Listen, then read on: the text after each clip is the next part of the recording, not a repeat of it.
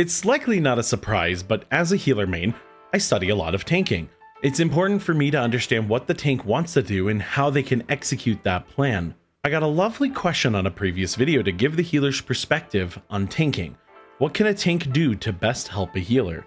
And while much of the info here might sound like a tanking tutorial, and those of you who are interested in tanking, I think you'll like this, the perspective, especially to those who don't main healer, I think will be insightful. So let's get into it. My name is BowserTheHealer. I am not a tank main. Get subscribed if you like World of Warcraft or just listen to me talk about it. I appreciate you. The most important part of tanking is the juggle between threat, mitigation, and positioning. As a healer, while I can cover a tank on an opening, I don't want to. I frequently want to start my damage or prep the party. And while sometimes that means giving the tank heals or defensive, y'all are health sponges. It's extremely mana inefficient to heal a tank, and outside of a handful of tools in the game, it's never what we want to be focusing on. So from my healer perspective, I want you to find the balance between defense and quickly getting threat. Bad threat means DPS die, which is the largest loss of damage we can possibly have. But also as a healer, players dying means more damage is going into 3 to 4 targets instead of 4 to 5, which can sometimes be extremely hard to heal. The more targets the enemies can pick from, the more spread out damage is, therefore easier to heal. Smaller defensive cooldowns like Bark Skin on Bear, Demo Shot on Warrior, those kinds of moves are great for helping a pull start because they help you not die at the start of a pull, but are frequently up before the next pull. Use these smaller defensives especially if you're not pooled up on other resources like Rage, Holy Power, etc. Larger cooldowns like Incarnation, Wings, Meta, those can skip some of this like opening phase by letting you shortcut into more damage for threat and usually have a survivability component attached to them. You're going to want to send these on bigger pulls usually, but sometimes it's worth just sending them on cooldown if you have nothing terrifying coming up. DK and Brew, however, are interesting in this topic. Between the Blood Shields, the Dancing Rune Weapon, Stagger, Shuffle, Purifying Brew, Celestial Brew, these specs don't really play tank the same way others do. But everything still applies here. The cooldown management, the gathering threat, it's all still very important as you mitigate, but Brew is always mitigating and DK mitigates with Bone Shield and their face. As for typical damage and mitigation, once a pull is started, my rule is simple. Learn to use active mitigation on the safe side first. From Rage Spenders, Soul Fragments and debuffs, Brews and Consecration, always err on the side of more survivability before the extra damage. It's better to find your defensive limits from spending too much rather than spending not enough. And as key levels only go up, so does the damage, which will sort of naturally teach you how much of this mitigation you need.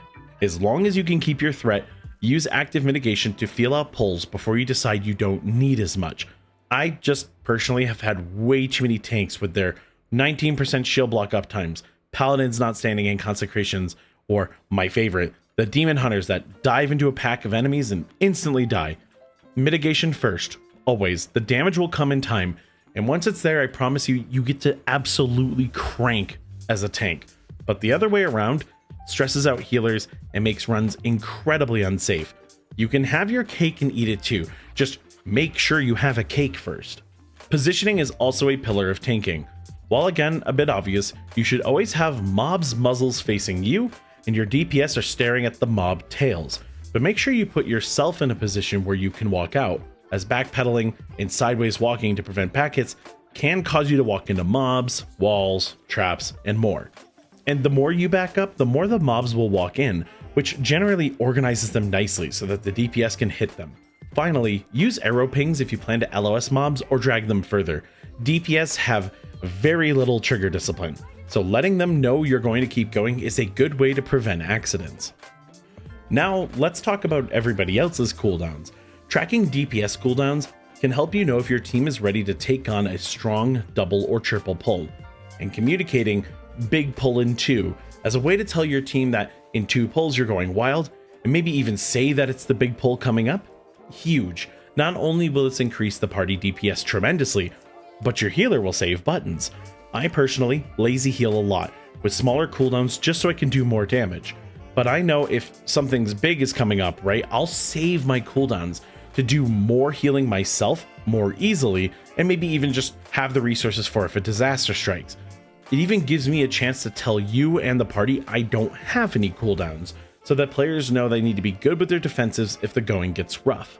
And finally, for survivability, and then we can talk about other topics, give your healers a reaction time by catching yourself if you fall. If you send a big defensive cooldown to survive early when you maybe didn't need it, you might just explode as you start to die. If you can give your healer a moment to catch you, so they can see your life bar fall dangerously low and you can stop it, you can halt it, that's good. That's a bit harder on DK and Brewmaster, but consider a macro that lets you yell in the chat, hey, I'm low on cooldowns, or I need help. That alone can do wonders for alerting your healers who don't know your spec that well. Think about pugs specifically. Also, check out mana bars. I shouldn't really be saying this, I think it's obvious, but make sure you can at least see the mana bars. I think it's called power bars, potentially in the settings, but please, it's in the options. There's a search bar. I beg. I beg. When it comes to talent points, if you have any flexible talent points on your tree that you can play around with, use those points to make runs smoother. As of making this video, DKs have access to Gorfine's Grasp, adding an extra collection of CC tools. Bears have After the Wildfire and a free regrowth they can send out for healing.